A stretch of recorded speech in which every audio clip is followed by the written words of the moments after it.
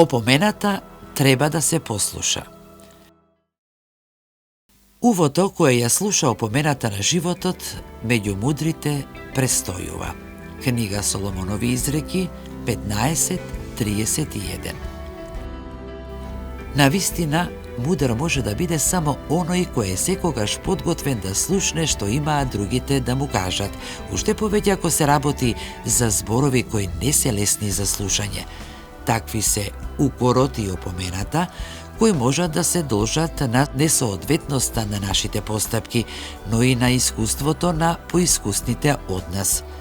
Честопати опомената ја отфрламе затоа што не сакаме да го признаеме нашиот погрешен избор или постапка, или пак дека некој друг е поумен кој може да си дозволи да не укори и поучи.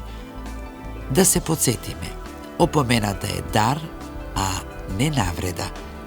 А мудроста пак не е само индивидуална особина, туку и заедничка, па затоа е важно, како што се вели во поуката, да се престојува меѓу мудрите.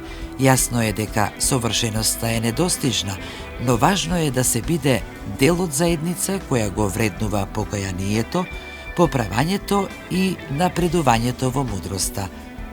А животните лекции, тие никогаш не завршуваат. Увото кое ја слуша опомената на животот, меѓу мудрите престојува. Книга Соломонови изреки 15:31.